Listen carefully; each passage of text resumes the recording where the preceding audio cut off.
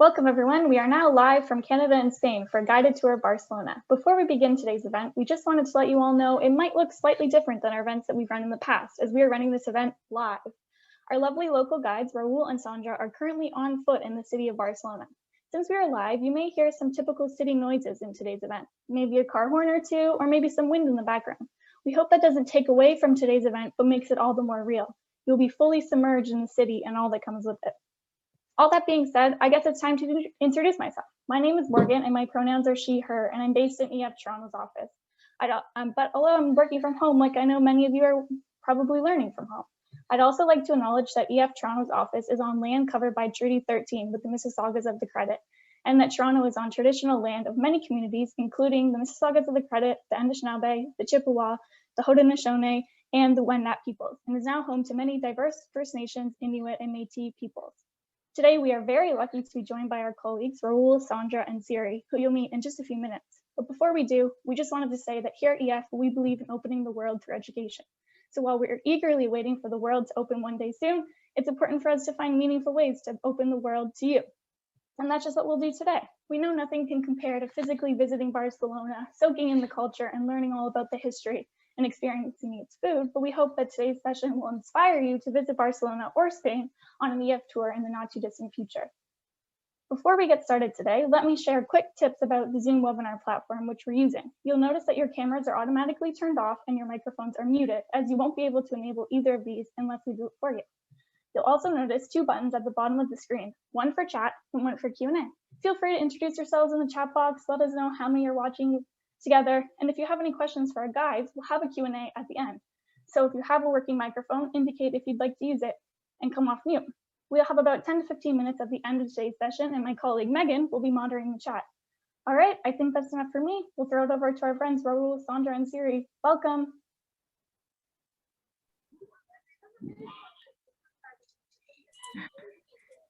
Thank you so much, Morgan, and hello, hola, bienvenidos, everyone. Welcome to Barcelona. We are extremely happy to have you here today, and we will be taking this wonderful opportunity to take you on a fun and exciting live walking tour of some of the most important, well-known parts of the Spanish city, Barcelona. And since I know that you are all the way on the other side of the globe, please give us a comment, a heart, something in the chat if you have ever been to Barcelona, or even better, if you would like to come here on a school trip someday. And my name is Siri. I have a really exciting job at EF. I'm one of those people that plan your trips. I make sure you can visit all those fun sites, have the best guides, the best tour directors, so you get to know everything possible about the places you visit together with EF. And with me here today, we have our amazing and experienced tour directors and local guides, Sandra and Raul. They will be the ones showing us their home city, Barcelona, and more in specific, we are going to visit 3 different places. So Casa Batlló, Park de Ciutadella, La Pedrera, 2 monuments, and 1 beautiful park with strong ties to one of the most famous and important Spanish artists of all time. Of course, I'm talking about Antoni Gaudi. So please go ahead and listen carefully to all interesting information, because there will also be some poll questions up on your screens. So one for each monument. So stay super focused and be ready to absorb lots of information, because I'm going to be testing you with those questions. But before that, I would like for us to say hi to our 2 guides, and I think we can start with Raul. So Raul, can you please go ahead and introduce yourself? Hola, buenos días, Canada. This is Raul speaking from Ciutadella Park in Barcelona. I'm very happy to be part of this project. I've been working for EF as a tour director since 2008. And today I want to show you one of my favorite locations in the city of Barcelona, a fountain that Antonio Gaudí designed in 1875. But before, my colleague Sandra, that is in a different location of Barcelona, will show you a masterpiece that he designed years later. So I send the connection to my colleague Sandra, and I see you in 15 minutes. Hasta la vista. Ciao, ciao. Great, thank you, Raul. So now over to Sandra and the first part of the tour, which will be Casa Batlló. The stage is yours, Sandra. Go ahead. Hola, Siri. Hola, Raúl. Hola, Canada. So excited to see you. We miss you so much, and we are really, really looking forward for you to come back soon. So in order to incentivize you, in order to arouse your desire to come to Barcelona, we have organized this literal virtual walk so that you can get to see a little bit of the highlights. See, what we are going to do is that we are going to walk together, literally. And as our colleague said before, this is live, so anything can happen, okay? So right now, right here, I am located in Passeig de Gràcia. Passeig de Gràcia is probably one of the most famous streets that we have in Barcelona. And I am going to show you right now when I'm going to change the view of my camera so that you are able to see, instead of my beautiful face, the beautiful streets of Barcelona. Now that's my beautiful face again and my beautiful finger.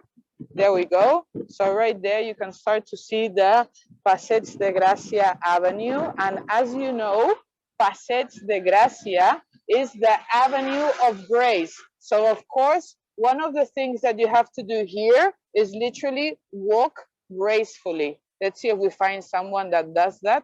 Now, let's see. I would like to show you this beautiful street because this is one of the first streets in Barcelona where we started to have incredible buildings. See, let me just change one thing over here.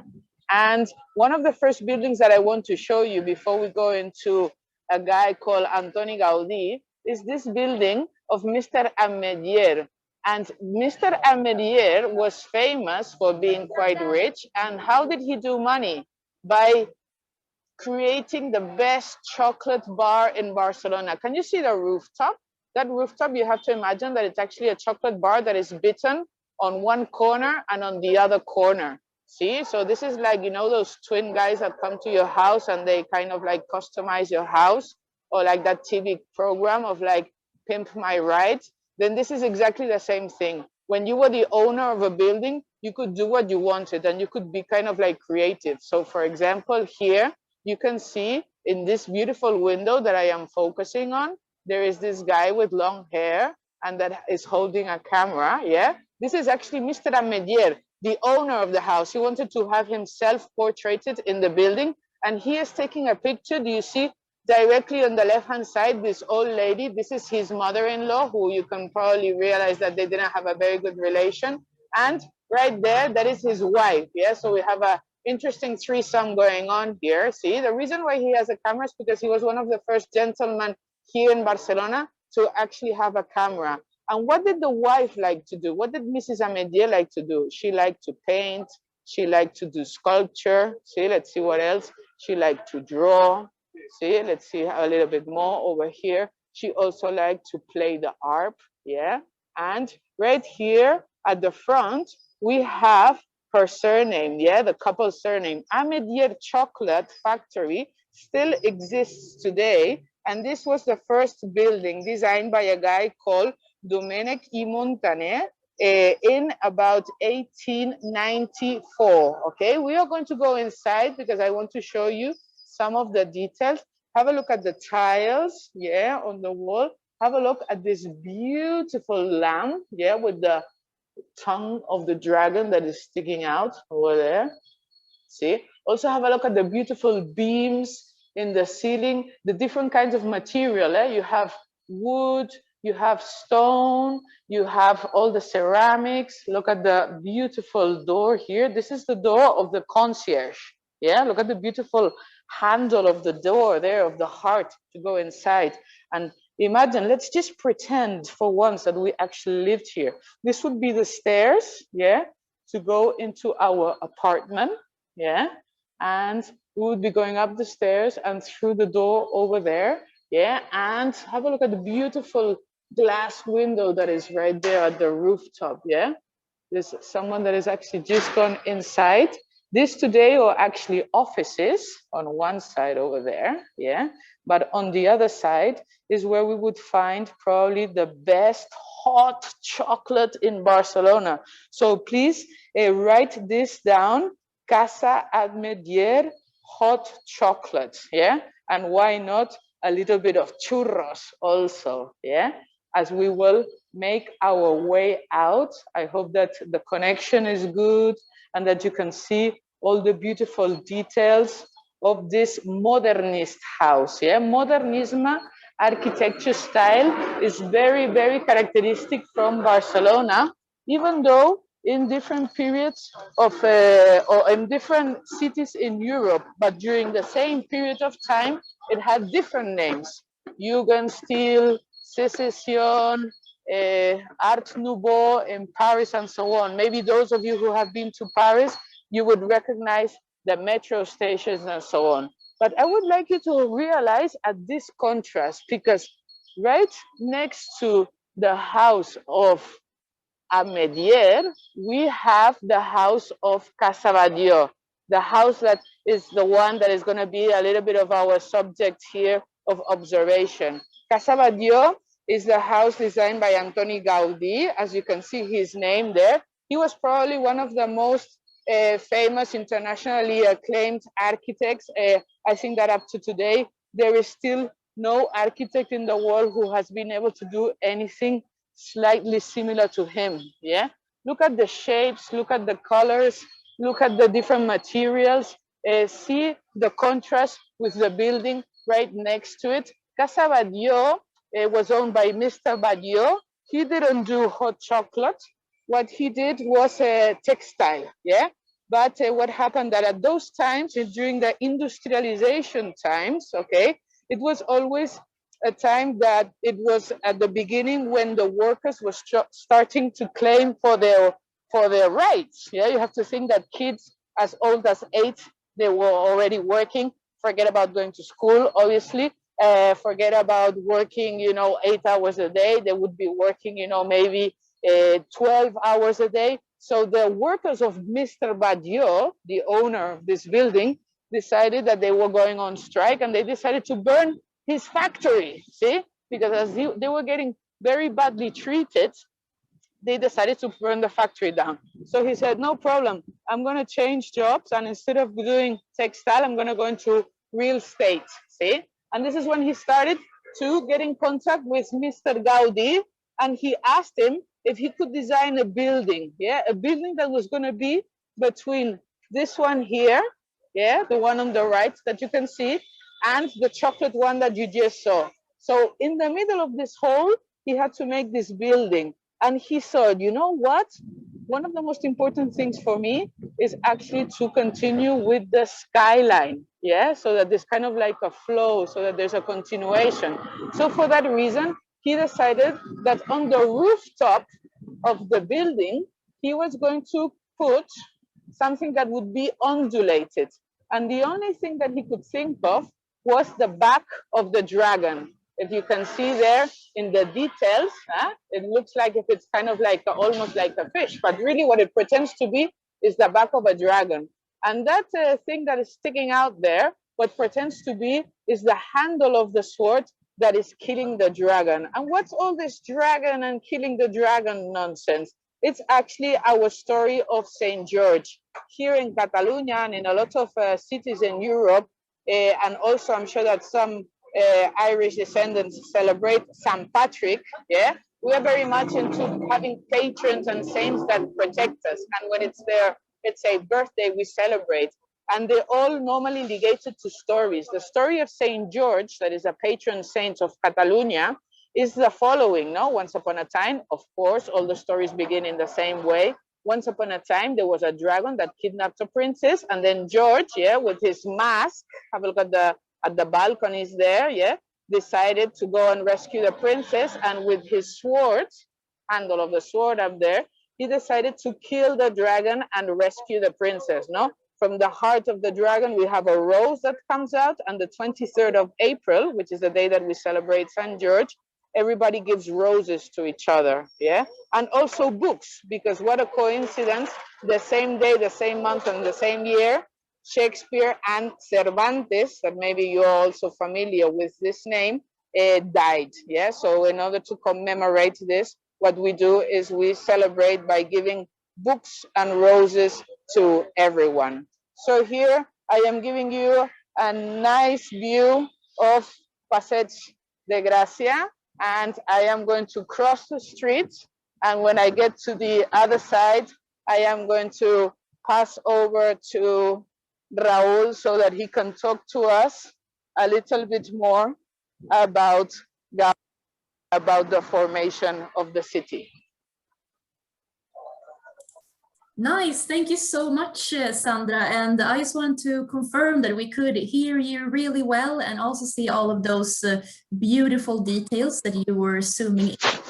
But before we head over to Raúl, we're going to be launching our first question to the audience. So please go ahead and pick one of the alternatives. And then the question is, what legend is portrayed in Casa Batlló? So do you think it's the Jungle Book, George and the Dragon, or is it Cinderella? So let's have you guys voting here, and we're going to see what you pick.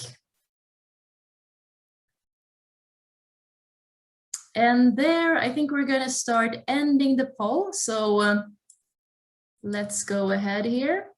And I'm sharing the results.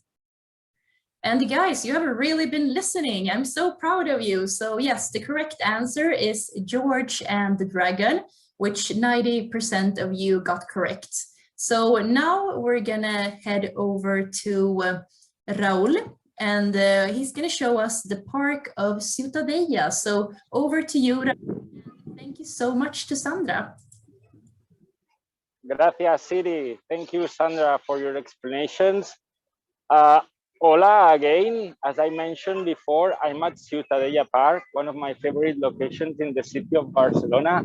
And I'm here because I want to talk about a fountain that Antonio Gaudi designed in 1875. While Sandra is showing us some of the works that Gaudi did when he was a consecrated architect, when he was at the peak of his career, I would like to focus my time on a different period of his life. I want to talk about the very first project he ever got involved. And that happened with the fountain that was part of a larger project, which was the construction of the oldest public park in Barcelona. To understand much better what Gaudi delivered, it's going to be very useful for us if I talk a little bit about the history of the area. So now we have some pictures displayed on the screen. Okay, this is a map of Barcelona, 2021. Actually, that's a picture. The red dots are for the constructions that Sandra is talking about. The yellow dot, it's for the fountain I want to show you. And as you can see, that fountain was located inside of a public park. In 1850, if we were in the same area, we would not be in a public park. We would be inside of a fortress. Can we see the next? Yes. That fortress was constructed 100 years before to repress the city of Barcelona in case of revolution. Finally, in 1868, the fortress was demolished thanks to the favor of Queen Elizabeth II of Spain. There was a contest to see what was going to be built on the future, and the jury of the contest are all those who we can see in the picture. So we have the Queen Elizabeth, his son, who a few years later will become the King of Spain, and the gentlemen down there are all the greatest architects of Barcelona at that time, And the man on the left was the mayor of the city. By the way, one of the constructions that you saw before was done by one of those architects, the one on the right, Tumena Quintana. The winner of the contest was a gentleman named Josep Fonsaré i Mestres. He won with a project that basically transformed the area on an open air museum for natural science. There was a botanic garden, there was the Zoo of Barcelona, there were as well some museums for zoology, biology, and couple greenhouses. And that gentleman at that time in history had working for him a very talented young student. That was Gaudi. Gaudi was 23 years old when he was working for Mr. Fonsaré, and how the project was massive. Mr. Fonsaré would delegate on his very young, talented student, not even architect, the construction and the designing of some minor aspects of the project. But he was not crazy. He just delivered very specific indications to his assistant. Let's see what he requested. He said, okay, I want you to imitate a fountain that is in a city of France, Marseille, nearby a palace, Le Palais du Longchamp. The picture you can see on the top right. Then he said, it would be nice if you could add on top a triumphal arch like the one located nearby the Louvre Museum in Paris. And then, you know, just add some mythological sculptures and that will be enough. Okay, now we know what he was request. Let's see what he'll deliver 6 years later. Perfect, this is part of the Botanic Gardens. Okay, let me show you the magnificent fountain. Look at it, how beautiful. I'm joking, that's not the fountain. The real one, it's right behind. That magnificent work was designed by Antonio Gaudí when he was 23 years old.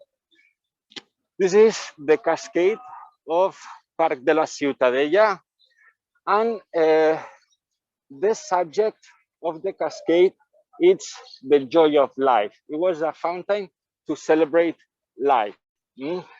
If we talk about Gaudí's construction, it's always important to notice about the orientation. The fountain is perfectly facing way south. So now we're facing north. That would be west, that's south, and sorry, that's east. I was pointing before. That's west. Yes, sorry, good idea. So the orientation important, the size as well. The fountain, it's about 100 feet high, then about 120 wide, and by 200 long. The structure is very easy, basically 4 levels, ground level where we are right now. The first balcony we can see over there, a second floor there, and finally the arch on top. And the thing is that Gaudí is trying to combine different elements to talk about life. Let's see how he did it. Let's start from the top. The sculpture we can see on the top is representing a Greek goddess named Eos, or if you prefer in the Romans, that would be Ora. She was the goddess of the sunrise, and she represents the sunrise every morning, lighting everything. Then in the middle, we have the representation of the birth of Venus. That would be life. And guarding the scene you can see these 4 dragons. Actually, it's not clear if those 4 big sculptures are dragons or griffins. Next time you're around, you just check them closer. I've never seen a dragon or a griffin, so I don't know. To me, they look like dragons. The thing is that Gaudi is working here with the 4 basic elements for Greeks to have life. So we need first earth. The earth is all around the square. Then we will need, of course, water here. Fire, represented by the Greek goddess Eos, and air everywhere. All together, we create life, represented by Venus in the middle of the scene. Let's have a closer look, and we will see how the fountain looks from the top. A very common thing on Gaudi's construction is that he always tried to make it very accessible. It's funny to see that the steps here are very short and the stair is very wide. That allows everyone, it's invited to climb the fountain. And as you can see, many visitors of Barcelona come to enjoy the place. Well, we are gaining the first balcony.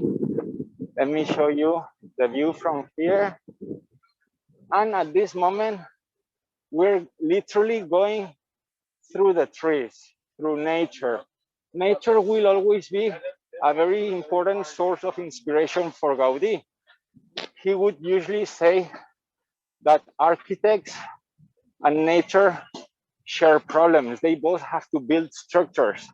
Nature already found the solution, so it's much easier to try to imitate and copy nature. Well, here we can see much better the details of the sculptures. Let's start from Eos. Eos belong to a very important family of the Greek gods. She got married to the titan of the stars and the planets, and they had 5 children. 4 boys who became the gods of the winds, and a girl, Astrea, who will be the goddess of justice. By the way, Eos was as I mentioned before, the sister of the moon and the sun. Then we have the representation of Venus. Notice that she is in a dual position always. She's half in, half out, half up and in the center, half naked or half dressed. It's the duality that it's trying to represent, the duality of life.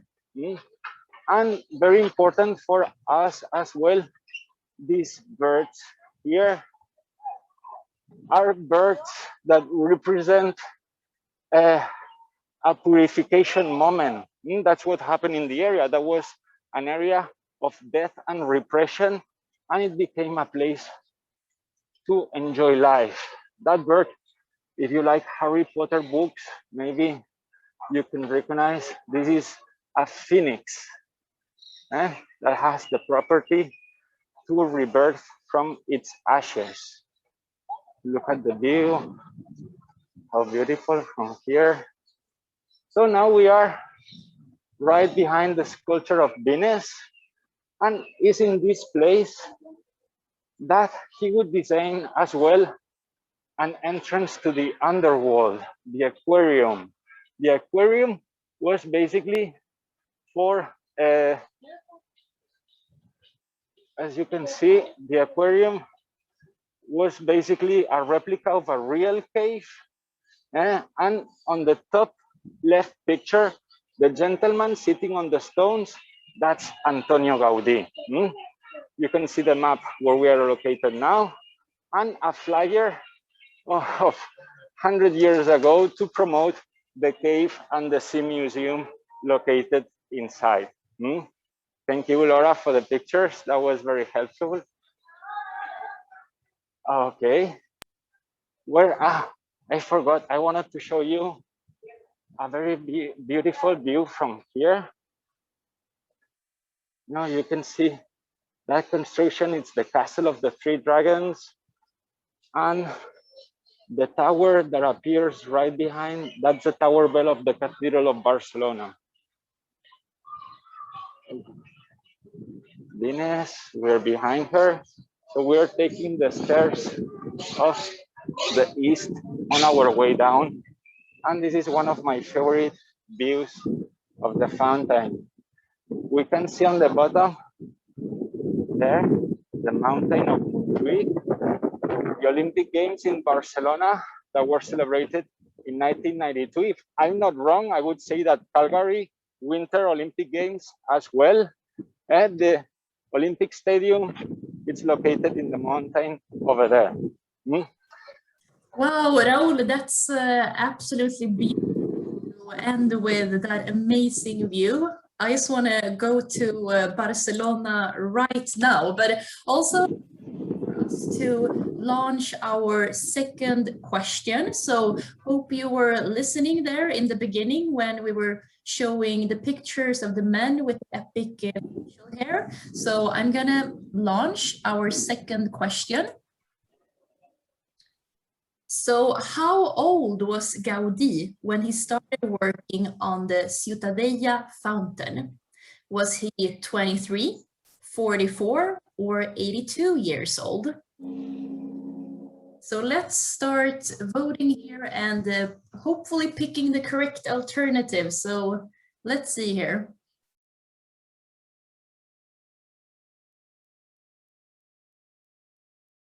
A lot of you are still voting, so let's go here. And I think we can go ahead and end the poll there. And I'm going to be sharing the results. Raul, they have been listening very, very good at everything you've been saying because 78% of all listeners got the correct answers. The correct answer, I mean, that Gaudi was 23 years old when he started working on this magnificent, amazing fountain that you have been talking about. So, Raul, thank you so much. And we're gonna move over to Sandra now and to the last part of our tour. And Sandra is gonna be talking about La Pedrera. Muchas gracias. Thank you, Raul. Hola, I am still here in Passeig de Gràcia. I just wanted to show you the signpost if you want to take a screenshot of that, or you can see that it is written in Catalan language. And also I want to show you one of the things that this street is famous for, which is not very, you know, cultural, but, you know, everybody loves a little bit of gossip. This is where we have all the nice, good-looking people and also the nice, trendy shops. All along Passeig de Gràcia, you will find Louis Vuitton, Prada, Fendi, Versace, Manolo Blahnik, you name it. The further up you go, the further, let's say, less affordable are the shops here in Passeig de Gràcia. But let's concentrate here on our friend Antoni Gaudí, who had his last chance to make an incredible building for a particular person, which means, you know, that of like a constructor of a job with this building of Casa Milà. Let me tell you a little bit about the story of this building because it's quite interesting. You have to think that, as Raul was saying, Antoni Gaudí, he studied architecture with his teacher Fonseré, as he was saying, and it was pretty amazing. Very soon that the guy was incredibly talented. See, I'm not going to show you the parking lot. I'm going to show you the building that is right behind me there. And it was interesting because after the park of the Citadel, he did many buildings like Casa Batlló that we have just seen, but he also did a school that is for the Teresianos, and he also did apartments, yeah, and he actually did a project for a hotel in New York, but because it had this kind of like cucumber shape, the US citizens didn't really particularly like it, so they didn't accept it. He also designed a church in Morocco, but that didn't go down. So 80% of his work is actually here in Barcelona. So again, if you have the chance to come to Barcelona, it will be incredible. If you're into art, if you're into architecture, your mind is gonna blow away because you know this guy is just insatiable. Yeah. He was incredibly inspired not only by nature, as Raul mentions, no, that is why the reason why his shapes are always going to be so organic and so on, but he is also going to be inspired by God. Okay, so he is going to spend most of his life doing La Sagrada Familia, but before he did La Sagrada Familia, okay, he did La Pedrera. La Pedrera literally, okay, means the quarry, okay? So please have a look at the building and tell me if you can see the stones, okay? Because even though the stone is probably the most heavy material that we have, yeah, the fact that it has this kind of like moving shape, yeah, remember, always inspired in nature, it looks kind of like pretty light, doesn't it, in a way? The story here is Mrs. Milà, Rosa Milà, okay, now I'm going to zoom at the very top of the building. Can you see an M for Milà, and can you see a flower that is a rose? Again, remember, this is customize your building, yeah, so my name at the very top of the building, Rose Milà, okay? She married a guy called Pere Milà, who his job was just organizing bullfighting rings and, you know, races. So they bought the plot of land that goes from the corner here, okay, and all the way to here. In fact, it was the largest piece of land of the whole street. So that meant that they had mucho dinero, amigos, mucho dinero. And here they commissioned the job to Antoni Gaudi, and they told him, mira, Antoni. Tony, by the way, was ginger, so heads up here to the gingers. Tony was told, you have all the budget in the world. I just want you to do something that everybody's going to talk about, okay? This was meant to be a block of apartments for rich people, all right? So in every floor, first floor, second floor, third floor, fourth floor, fifth floor, sixth floors, okay, what they had was circular apartments, okay? What does circular apartments mean? That there was no walls, because I am going to go close now when it goes green. All the, let's say, columns that keep this building together, they're on the outside. So you could kind of, again, customize your apartment. So you bought kind of like a circular apartment. Why? Because the interior had a light, you know, it had like a patio. You can see here, see? So all this here was an apartment. All of it was an apartment. So if you needed 3 bedrooms, you put 3 walls. If you just wanted 1 bedroom, then all this could be 1 bedroom, you understand? And then this here, this section that you can see here, was kind of like the laundry and so on. And this that you can see here at the top is going to be the rooftop. More gossip information. If you have read the book of Dan Brown, what is it called? The code of the, not the Da Vinci Code, but this book that is about religion and origin is called, yeah? The main character lives here, see? And if you're a bit of a, let the force be with you. Maybe, does it ring a bell? See, these guys are actually at the rooftop, okay? So this is a picture, because we are not allowed to go at the rooftop.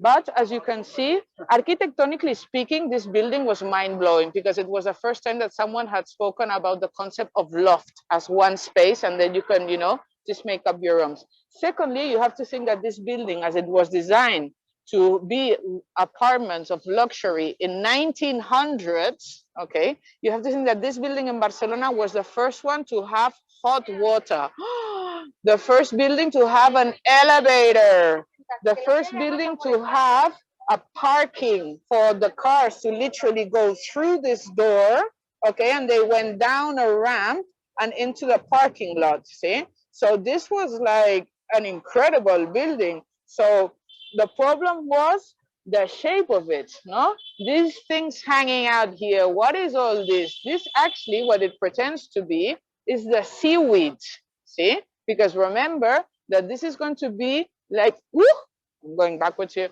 like the waves of the Mediterranean, see? Like the waves of the Mediterranean that are going to have the seaweed, because what we always want with Gaudi is to have these ergonomic shapes and to have all this kind of like nature, see?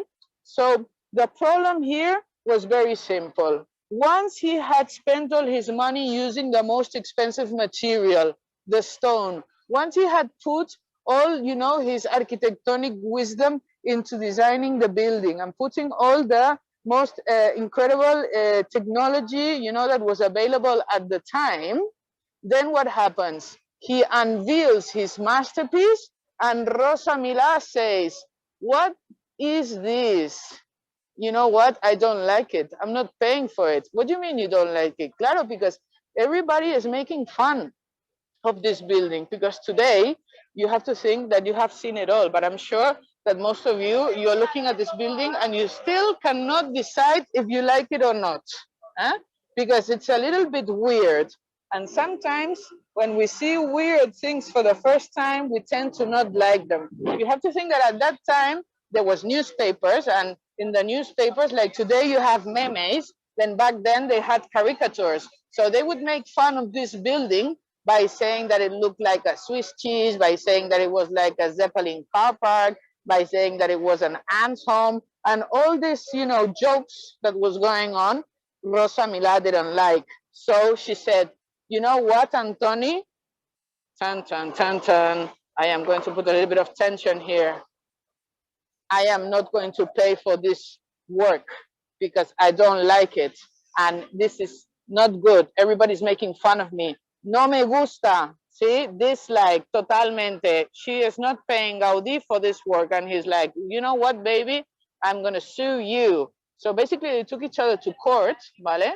And 2 years later, the judge, for the first time in front of this kind of case, was like, I don't know what to do. What shall I do? So he looked into the whole thing. He looked into Antoni Gaudi's story and so on. And she decided to rule in favor of Antoni Gaudi. So Mrs. Rosa Milà had to pay, see, to Antoni Gaudi for the work. Now, question, what did Antoni Gaudi do with the money? There will be different options, see? I am trying to go here so that you can see a little bit of the interior, because the interior is also pretty cool. Huh? You can see that there's the stairs that are going in, but it's kind of like inviting you into a forest, into an oniric world. And there's the very bored lady there, because obviously she's not very busy these days.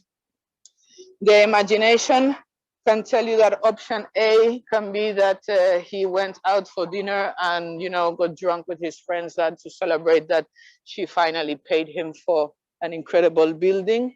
Another option could be that he gave it all to charity, or another option could be that he gave it all to La Sagrada Familia, which is going to be his final present to God, which is going to be most definitely his masterpiece, and probably one of the reasons why a lot of people come here to Barcelona.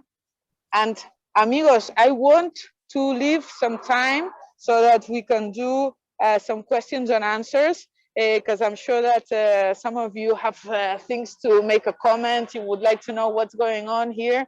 So I want to finish here and of course take this opportunity to thank you so much from the bottom of our heart to give us this opportunity to be with you and to show you our city. And we can't wait to actually, you know, do it live and see you like in real time. Gracias. Thank you so much, Sandra. That was super interesting. And I feel that I've learned so much from you. Gracias. That also leads us to our last question. So we're just gonna, let's see here, go to our third question, which is related to La Pedrera. So there we go. So we are wondering, what did Gaudi do with the money from La Pedrera, Casa Milà? So did he go for lunch and a shopping spree? Did he donate all the money to La Sagrada Familia, or did he give all the money to his family? So go ahead here and vote. I can see that lots of you are voting right now. So let's take a guess here. Those are three really good options. So let's see here. We have still a couple of people voting. And there we're going to go ahead and end the poll. And guys, you are great. 77% guessed right. So he donated the money to La Sagrada Familia, which is now also like one of the world's most famous monuments. So thank you so much for me. And I think over to Morgan now. Thank you, everyone. That was so amazing. And we definitely can't wait to come visit you in real life, but this was great for the time being. So now we're going to open up the Q&A, and Megan is going to ask some of the questions that were asked during the presentation. Hi there, everybody. Thanks so much for that, Sandra and Raul. We've got some questions for you. Now, somebody mentioned Sagrada Familia. Can one of you tell us a little bit about that? What is Sagrada Familia?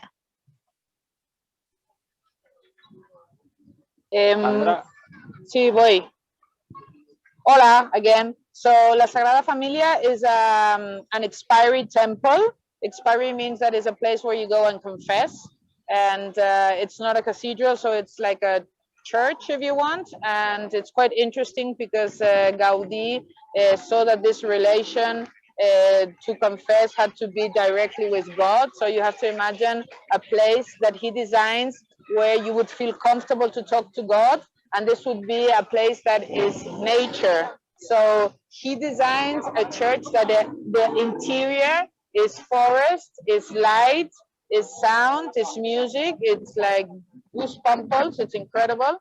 And on the outside, in the facades of the north, the south, the east, and the west, he explains the life of Jesus, the birth, the death, and the resurrection. All this together with 18 towers that are all associated to the different characters like the 12 apostles, the 4 evangelists, Virgin Mary, and so on.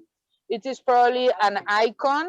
It is probably one of the most incredible buildings in the world, together with Taj Mahal and Machu Picchu. And the most incredible thing is that it's not finished. Right now we are at 60% of completion. So it is one of those places that work is in progress, and that you can see, you know, how it gets along on with the time. I would love to add one more thing. If I'm not wrong, it was in 2012, there was a Canadian company that was hired by the Barcelona City Hall to perform a laser show at the facade of Sagrada Familia. That company from Canada just would blow the minds of all the citizens of Barcelona. That was a spectacular performance. So if you want to know what Sagrada Familia, one of the answers, just go YouTube, go Sagrada Familia Family Moments, that was the name of the company, and watch the video. There's the long one, 15 minutes, or the short one, 3 minutes. You will understand in a second why Sagrada Familia is considered the masterpiece of Antonio Gaudi. Thank you. Great. It's going to be done soon, right? At what point? It's been 100-some years now. I think they were aiming to get it done very soon, but COVID ruined it. Yes, actually, the idea was to finish it for 2026 to honor the 100th anniversary of the death of the architect. Gaudi passed away in 1926. So with the rhythm they reached before the pandemic, they were almost sure they could reach that deadline. But since the world changed, they are working with a new schedule, and it's not clear when. We hope probably in the next decade, but it's not clear. Yeah, it's still worth seeing though. It is one of the most amazing things I've ever seen, that's for sure. Yes. Well, we have another question. Did Gaudi build or design any other buildings outside of Barcelona? So as I mentioned, about 80% of his work is in Barcelona. And then there is Comillas and Astorga, which is two buildings that are in the north of Spain. And that's about it. Maybe on the outskirts of Barcelona, there is his first work, which was actually like a place to keep storage and a male bathroom, believe it or not. That is going to be like his first work. But as I said before, internationally, there is none of his work. There is an architect called Hundertwasser, that is an Austrian guy who has some works that people say that are similar, and you can find his work in Vienna and New Zealand. But that's about it. Oh, cool. Thanks for that. We have a question from a student, and they're asking, why were the buildings all built so close together that you showed us? This one for Raul, so we can do one each. If he knows. Okay, that's the never-end problem of Barcelona. Barcelona, it's a very tiny city. Compared with the major cities of Europe, Barcelona has human size. You can walk everywhere, you can go everywhere. So every single time the city is enlarged, it will try to enlarge as much as possible. That's what happened in the enlargement of the city of the past century. So it was not only that the city multiplied his surface per 10, it's as well that the buildings changed and there was a compression of constructions. So they put as many buildings together as it was possible. Nowadays, still one of the big problems, the major problems of Barcelona, is the density of population. Just think that Barcelona has had for the last 30 years the same amount of population, 1.6 million, if we strictly talk about the city, and always having the same problem to find room for new apartments or new buildings. Everything is very compressed. I hope that answers your question. Yes, thank you. Let's see, Laura, do you mind unmuting Darla Cyril for us? She had a question she wanted to ask live.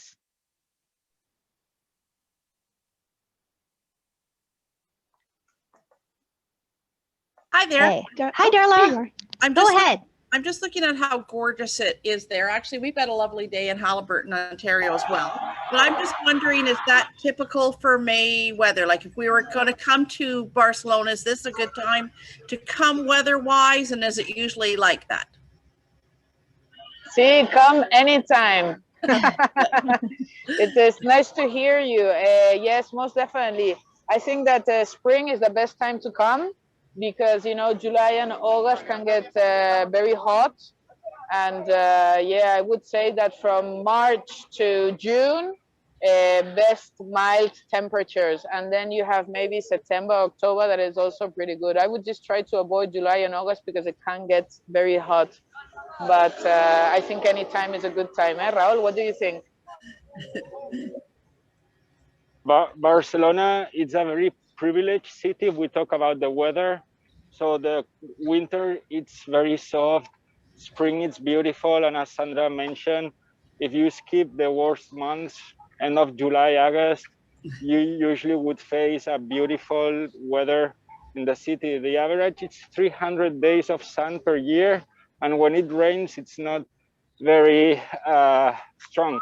A question that I usually got a lot, does it ever snow in Barcelona? Yes. This thick every 20 years.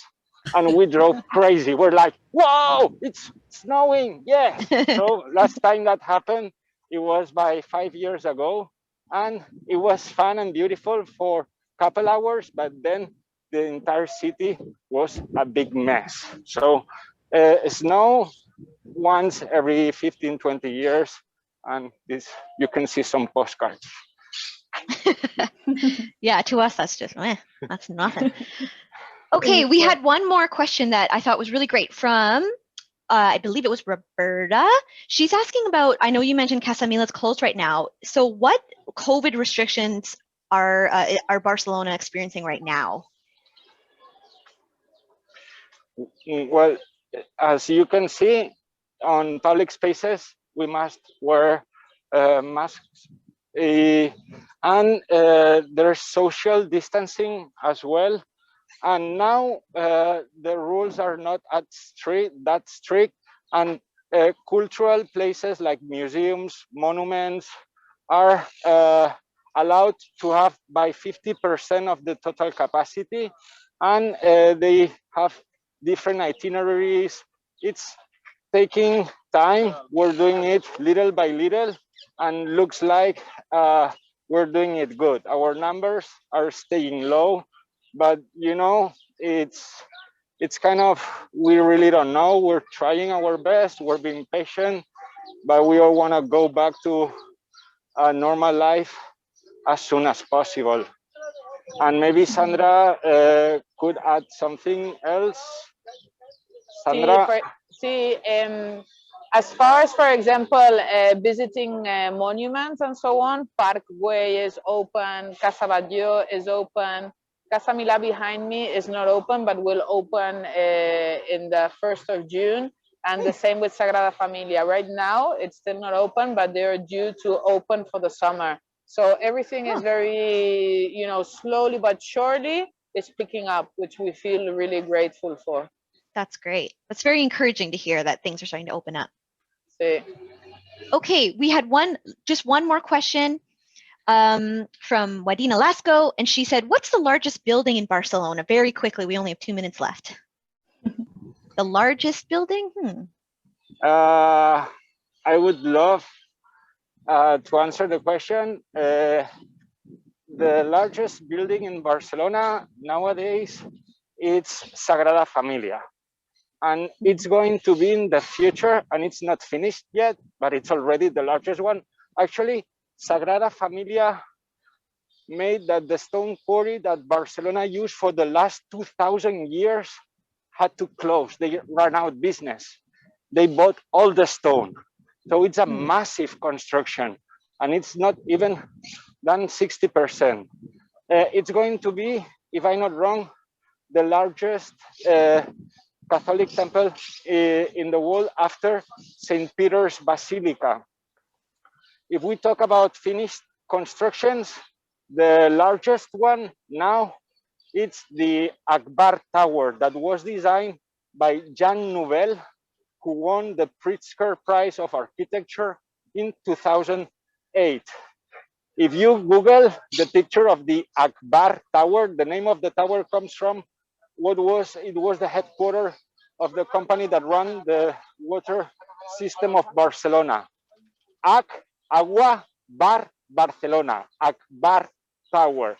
So if you Google, you will see that the tower has the shape of a cucumber. And actually, it was a work that Jean Nouvel did to honor Gaudi. It's following the shapes of the towers of Sagrada Familia. So, yeah, I remember, and it's all lit up at night, right? Like different colors when you see it at night. It's so you are beautiful. Right. Yes. Yeah, yes. super cool, very modern. Cool. See, okay, now Mark Zuckerberg has bought it now to have Facebook headquarters. Wow. Whoa. Interesting. Pretty cool office. Well, thanks for your questions, everyone. I'll pass it over to Morgan. Yes, thank you, everyone. And it looks like we're at time for today, so we better wrap things up. But thank you so much for participating and joining and asking such thoughtful questions. If you want to learn more about how EF can help you when you students visit Barcelona, look out for an email from us tomorrow. So we'll include the recording for today and some other helpful resources. And if you have time when you exit today's session, please make sure you fill out our survey and share your feedback with us. Thanks again, Raul, Sandra, and Siri for joining. And we hope to see you again soon at our last EF Digital Stage event for the school year. For now, we'll say bye.